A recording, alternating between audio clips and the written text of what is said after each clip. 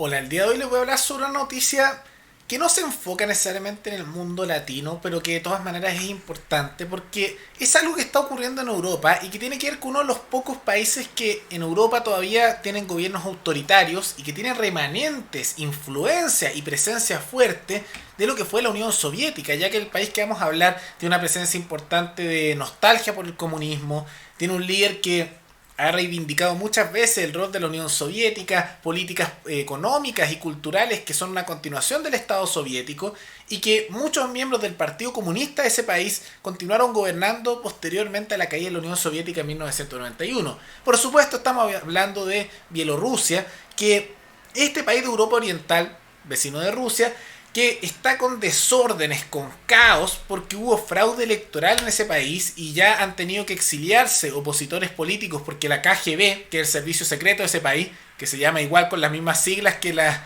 policía secreta de la Unión Soviética, ahí se nota un poco la nostalgia en todos sus ámbitos, ha empezado a interrogar a ciertos personajes del mundo político, hay algunos muertos y vemos que después de interrogaciones políticos han decidido abandonar el país sin hacer más declaraciones y que decían una cosa un momento y después de la interrogación han dicho básicamente otro tipo de cosas más afines al gobierno, lo que hace dudar un poco de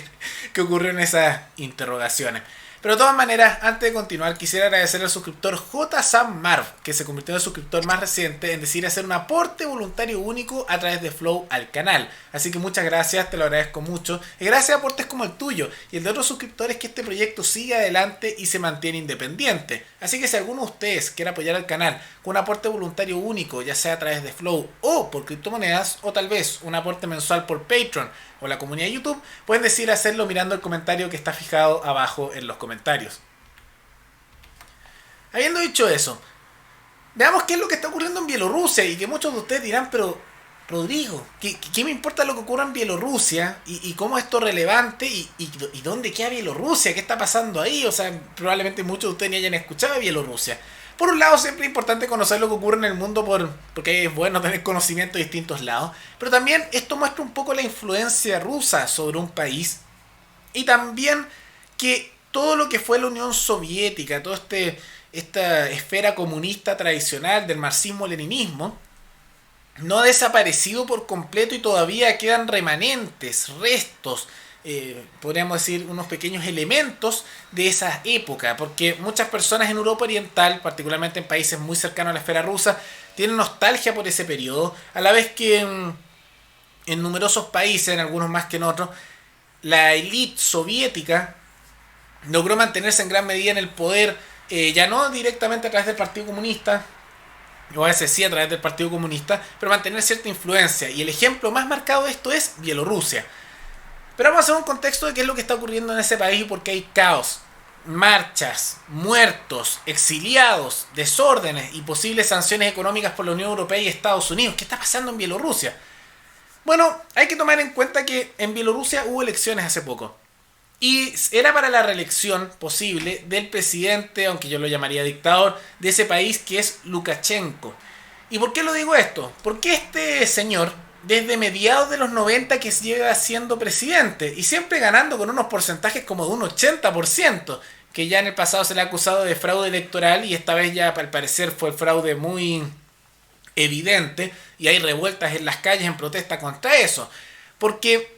el impulso que tiene este señor, que de acuerdo a los datos oficiales, que digamos que son un poco cuestionables, él sacó un 80% de los votos en esta elección, lo que al parecer es bien fraudulento y se le está pidiendo que miembros internacionales de Estados Unidos como la Unión Europea vayan a revisar el conteo de votos de nuevo y el gobierno se niega, lo que lo hace muy sospechoso, pero bueno. Y este señor Lukashenko lo que ha hecho justamente para poder mantenerse un poco en el poder, es implementar una serie de políticas que mezclan elementos que les gustan más a los nacionalistas de ese país como también a la izquierda tradicional y más dura también de Bielorrusia. Y quiero que tomen en cuenta lo que les voy a contar a continuación porque muchos países, particularmente Rusia y Bielorrusia, y países que estaban felices con la Unión Soviética, su nacionalismo tiene una vertiente más de izquierda, porque el nacionalismo puede ser de distintas vertientes ideológicas,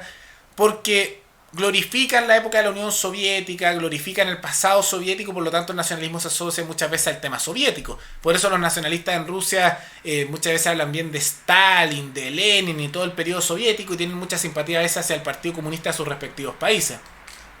Lukashenko básicamente llegó a mediados de los 90 al poder en Bielorrusia, dando un discurso de tener políticas económicas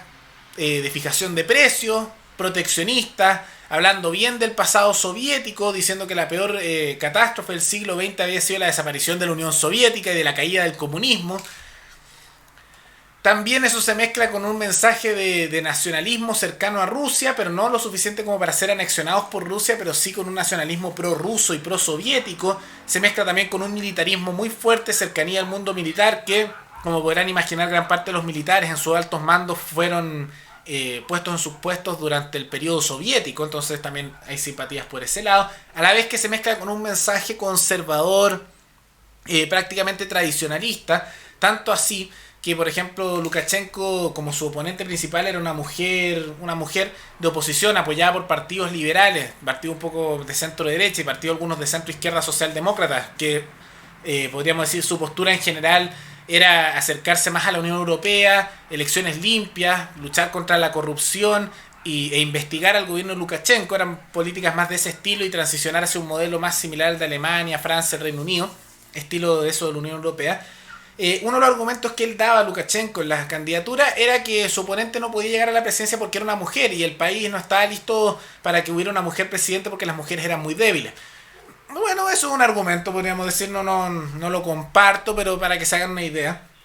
Y además, muchas encuestas le daban un porcentaje de aprobación de cerca del 30%, las que no parecen estar intervenidas, pero bueno, él maneja el gobierno, maneja las elecciones y digamos que las Fuerzas Armadas de su país, al igual que la policía, le tiene una lealtad bastante alta, además que muchos de los nostálgicos de la Unión Soviética que tienen cargos militares, le tienen una lealtad bastante fuerte. Como podemos ver, la Unión Europea ya está reclamando que haya un recuento de votos en ese país porque, bueno,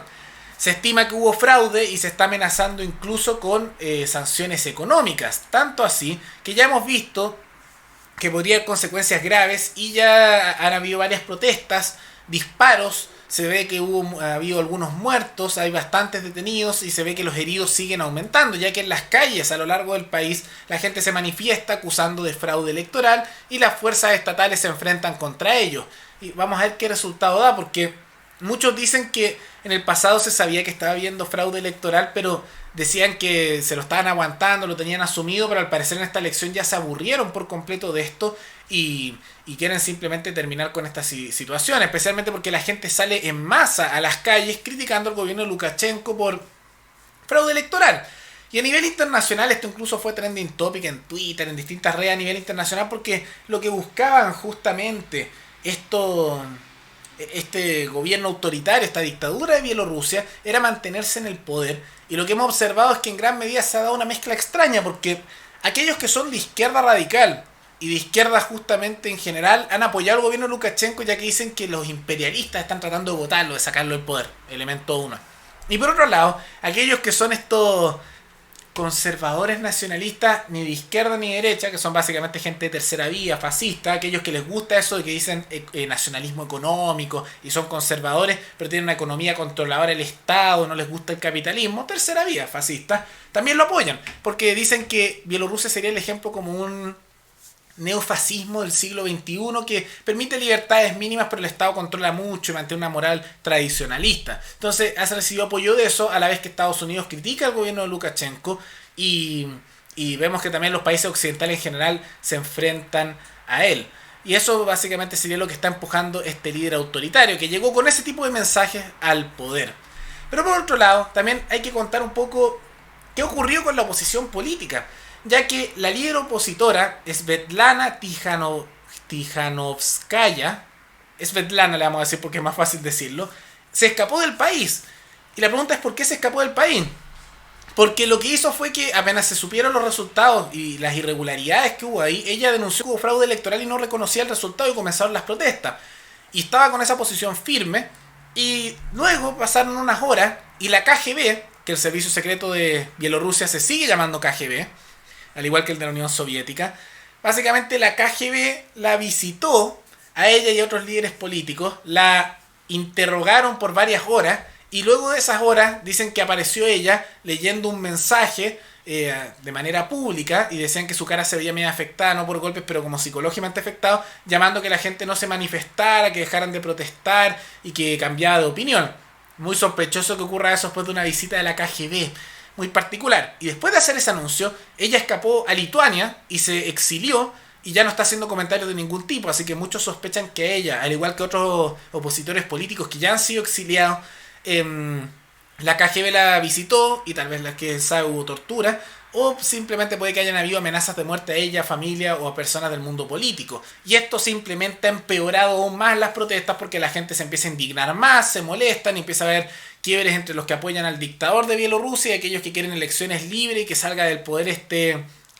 nacionalista conservador que más encima reivindica el pasado soviético y controla la economía con proteccionismo y medidas de fijación de precios. Entonces, me pareció esto interesante porque es bueno saber lo que ocurre en otros países, pero también es importante darnos cuenta que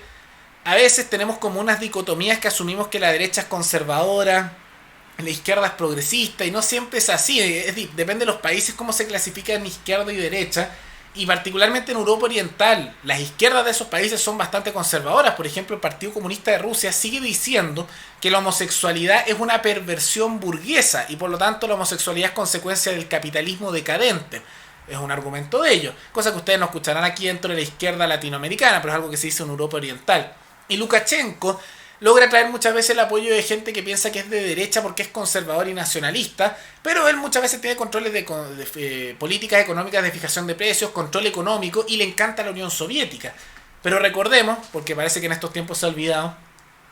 que la Unión Soviética también era un país bastante conservador en ese sentido. Dentro de la doctrina marxista, y si no me equivoco, Marx y Engels decían esto, la homosexualidad se ve como decadencia burguesa, se considera que justamente el valor revolucionario es este nuevo hombre, pero que también tiene muchos valores tradicionales a nivel de sentido, y se mezclan una serie de cosas que es conservadurismo moral con socialismo o comunismo económico, y valía la pena ver este tipo de temas porque hay que criticar el autoritarismo donde se le encuentra en distintas partes del mundo y la vertiente que sea, pero también para informarnos lo que ocurre en Europa Oriental y cómo están habiendo quiebres, podríamos decir, dentro de la zona de influencia rusa, y cómo también la Unión Europea y Estados Unidos intentan hacer presión sobre el país por un tema geopolítico, pero también presuntamente para apoyar la democracia dentro de ese país. Vamos a ver qué se da con esta situación, pero me parecía un tema interesante dentro de un país que no se menciona mucho. Recuerden que ustedes me pueden recomendar alguna noticia, algún tema abajo en los comentarios y nos veremos en el siguiente video. Hasta luego.